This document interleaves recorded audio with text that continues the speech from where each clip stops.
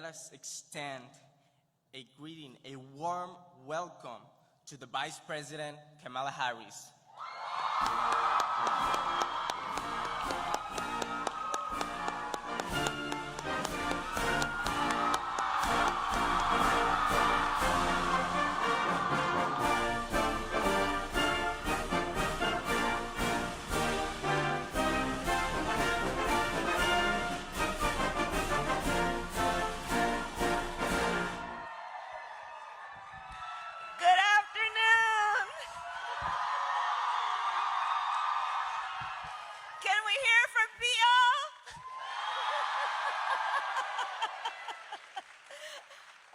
To be with everybody. Please, let's have a seat. Hello. Hi, friend. Hello, Madam Vice President Kamala Harris. Yeah? Yes. Yo. The energy in this room. Like, I have never seen so many beautiful young faces who are so excited to show up for their democracy. Like, this is amazing. I'm so proud of y'all for showing up. Thank you so much. This is the College of Southern Nevada. What do we expect?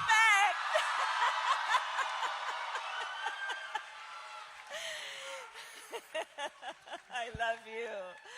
I love being with the leaders of our country.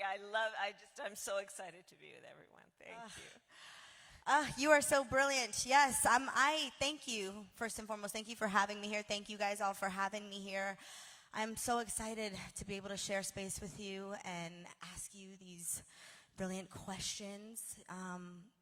I understand that you have been doing this Fight for Our Freedoms tour, and this summer alone, you've traveled to over 17 different states, talking to climate leaders from Colorado, talking to gun violence advocates from Virginia, and now you are on a college tour. Going to over 12 different college campuses, including CSN, yes, which are predominantly Hispanic and AA, NHPI serving institutions.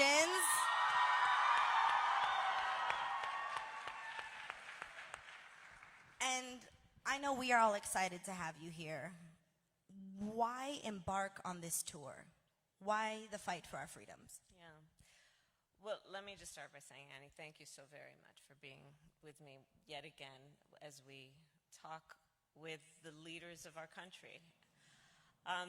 So I decided to start this tour, Fight for Our Freedoms, for a number of reasons that have everything to do with who you are, the students who are here.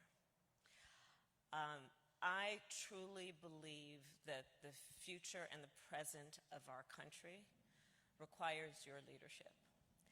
I am here because I want for you that you will be able to live your best life. I want for you that you know the rights that you have and know that you are encouraged to fight for those rights and those freedoms. When I look at who you are in terms of your generation, for most who are here, I also I'm so aware of what you have uniquely experienced. You are the generation that has only known the climate crisis. You are a generation that saw George Floyd be murdered. You are a generation that has witnessed the highest court in our land take a right that had been formally recognized, such that you will have fewer rights than your mothers or grandmothers. You are a generation that grew up having active shooter drills. The issues that are at stake in our country right now are not intellectual or academic for you. These are lived experiences.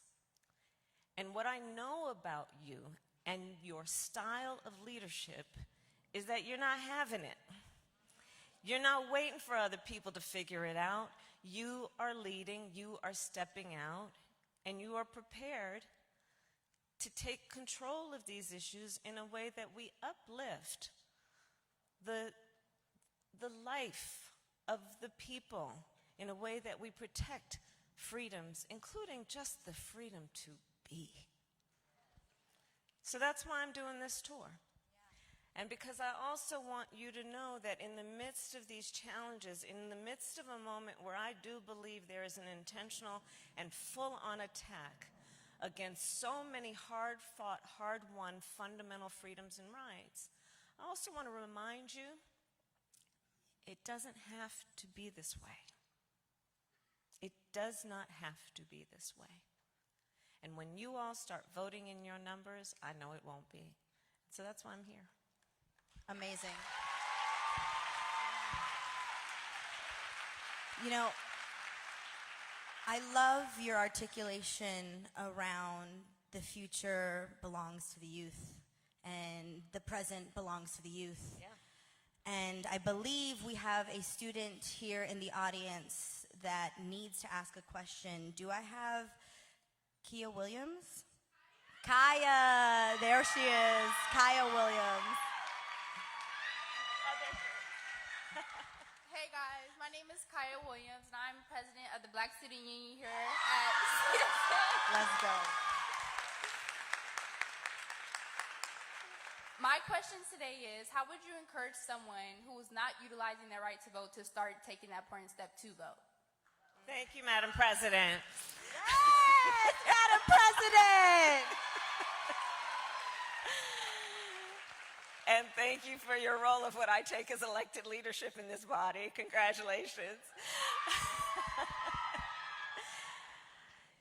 So, for all the leaders here, I know, I've been reading about this student body. I've been reading about how this exceptional educational institution thinks of you and nurtures you. And so I will say this, I am clear that you on many different levels will make a difference. Not only in the state of Nevada, in our country, but in the world. One of the ways of the many that you will make a difference is by voting. Elections matter. Back in 2020, during the height of a pandemic, we had the highest rate of youth voting that we had seen, historic numbers. I would like to see, in fact, a show of hands. Can I see who voted in 2020 or 2022? Right.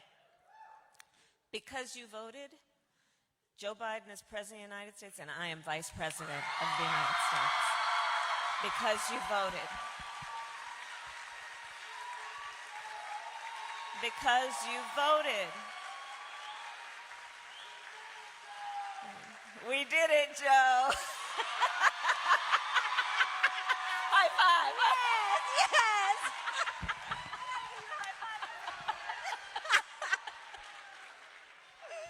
We did it. But voting, and here's the thing, we will talk often about the importance of voting in the historical context of the fact that people marched, fought, shed blood, and died for the right to vote, for so many of the people who are here. So that's a reason to vote, to honor the struggle and the sacrifices of those who imagine that you would be sitting here right now and we would be having this conversation, honoring that legacy that we have each inherited. The other thing that we should know is that elections matter. When you vote, you have the ability to determine the outcome of who will be making decisions on issues like we have discussed, and there's so many leaders on issues like immigration, on issues like the climate crisis, on issues like what the President and I have been fighting for to reduce student loan debt, on issues like... On a variety of issues that we will discuss today, almost every one of them will ultimately be decided by the people who vote in their numbers on the issues they care about. Right? People don't just get elected to these offices, they're elected by the people. So voting is your way of determining who sits in those offices and who they see and who they think of when they're making these important decisions that will impact all of us. The other point I would make on this, because it's very real and we're here to have real talk, there are powerful forces in our country that are trying to make it more difficult for you to vote. Understand that. You see how in Georgia, first of all, historic turnout in 2020, and you could almost map and see that, first of all, that scared a lot of people. And then they started trying to pass laws to make it more difficult to vote. In Georgia, they passed a law that make it illegal to give people who are standing in line to vote, make it illegal to give them food and water. What happened to love thy neighbor? The hypocrisy is bounds. Yep. States who are passing laws that will say that and make it more difficult for college students to vote. You who know how much is at stake. States that are getting rid of drop boxes, trying to eliminate or reduce early voting. You know who needs to do early voting? People who work 2 and 3 jobs and can't take off a day of work. Yes.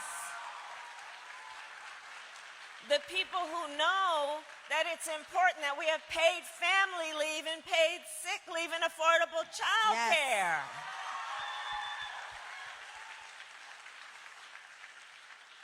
So see the connections, and then to the young leaders here, I'd say, don't ever let anybody silence you.